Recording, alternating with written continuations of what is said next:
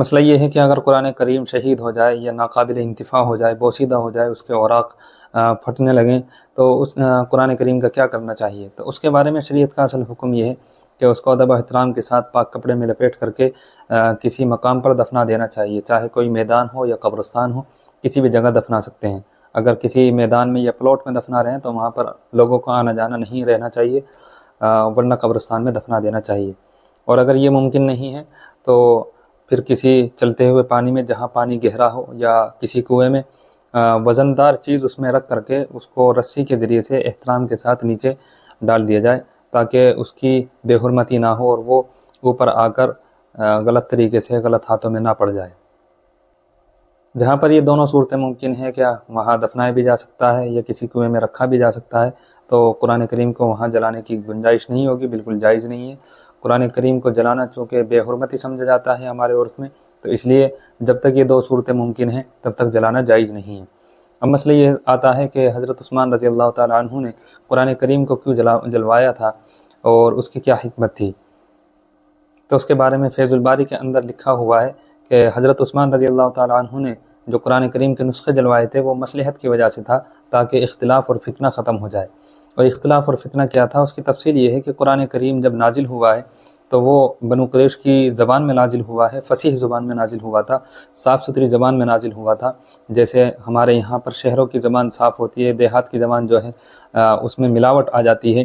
تو جب قرآن کریم نازل ہوا ہے تو دیہات کے لوگ بھی آتے تھے، بڑی عمر کے لوگ بھی آتے تھے، عورتیں بھی آتی تھیں، بچے بھی تھے، بوڑھے بھی تھے،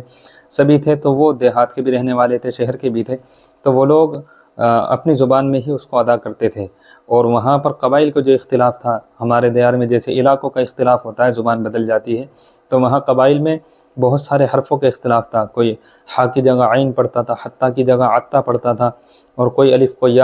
یا سے بدل کر پڑھتا تھا، من غیر آسن کی جگہ من غیر یسن پڑھتے تھے۔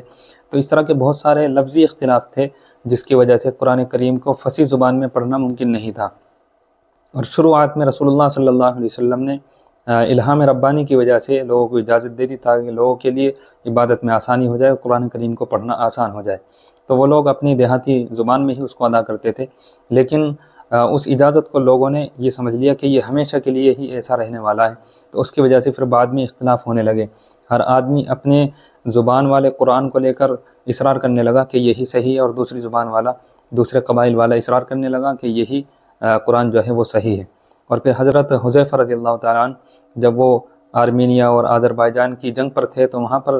شام میں اور عراق میں گئے تھے، وہاں پر بھی لوگوں کا بہت زیادہ اختلاف ہو، اور وہ قرات میں، تلاوت میں بہت زیادہ اختلاف کرتے تھے، الگ الگ طریقے سے پڑھتے تھے۔ تو ان کو بہت زیادہ تشویش ہوئی، فکر ہوئی، حضرت عثمان کو آ کر بتلایا، تو حضرت عثمان کو مشورہ بھی دیا کہ یہ جو اختلاف پنپ رہا ہے اور جو فتنہ ابھر رہا ہے، اس کو ختم کرنے کی کوشش کی جائے۔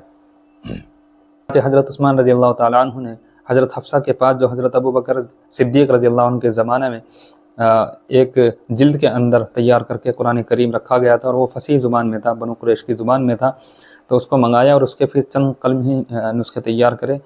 جس میں بڑے بڑے قراء حضرت عبداللہ بن زبیر وغیرہ یہ شامل تھے۔ انہوں نے وہ قلمی نسخے تیار کیے، اور وہ اصل نسخہ پھر حضرت حفصہ کو بھجوا دیا گیا۔ اور پھر حضرت عثمان نے سارے ہی اسلامی مملکت میں جو علاقے تھے وہ قرآن وہاں بھجوائی، اور یہ کہا کہ اسی کے مطابق جتنے بھی قرآن ہیں وہ پڑھے جائیں، اور باقی اس کے علاوہ جو بھی ہیں ان کو جلوا دیا جائے۔ حکم اس لیے تھا کہ اگر ان کو نہ جلاتے تو جو شرری اور فسادی قسم کے لوگ ہیں وہ مٹی میں سے نکال کر کے پھر اختلاف پیدا کرتے، پھر نتیجہ یہ ہوتا کہ ہمیشہ کے لیے توریت اور زبور وغیرہ جو آسمانی محرف کتابیں ہیں جن میں تحریف ہو چکی ہے، اسی طرح قرآن میں بھی اختلاف چلتا آتا۔ تو اسی وجہ سے اس اختلاف کو ختم کرنے کے لیے اور اس جھگڑے کو ختم کرنے کے لیے اور یہ فتنہ تاکہ نہ ابھرے، اس وجہ سے حضرت عثمان نے جلانے کا حکم دیا اور آگ کو دبوا دیا گیا یا پانی میں بہا دیا گیا۔ تو آج بھی یہی حکم ہے کہ اگر کسی جگہ پر کوئی ایسی صورت نہ بن سکے کہ دفنانا ممکن نہ ہو یا پانی میں ڈالنا ممکن نہ ہو، تو پھر یہ آخری صورت اس کو اختیار کیا جائے گا، تاکہ جو شرری اور فسادی لوگ ہیں ان کو کسی قسم کا فتنہ پھیلانے کا موقع نہ مل سکے۔ اس لیے حضرت تھانوی علیہ الرحمہ نے یہی لکھا ہے کہ اگر آج بھی ایسی صورت نعوذ باللہ کہیں پیدا ہو جاتی ہے کہ وہاں پر شرری اور فسادی لوگ دبانے کے بعد بھی یا پانی میں ڈالنے کے بعد بھی وہ فتنہ اکھاڑتے ہیں، فتنہ برپا کرتے ہیں، تو پھر قرآن کریم کو جلا کر اس کی راکھ کو دبا دیا جائے۔ یہی اصل حکم ہے۔ خلاصہ یہ نکلا حضرت عثمان کا جو جلانا وہ بے ادبی کی وجہ سے نہیں تھا، بلکہ ایک اختلاف اور فتنے کو دبانے کے لیے تھا، اور ایسا کرنا جائز ہے۔ اور چونکہ آج کے زمانے میں کوئی ایسا مسئلہ نہیں ہے تو جلانے کی اجازت نہیں دی جائے گی، بلکہ قرآن کریم کو یا تو دفنایا جائے یا کسی کنویں میں یا گہرے پانی میں اس کو وزن دار چیز ڈال کر کے رکھ دیا جائے۔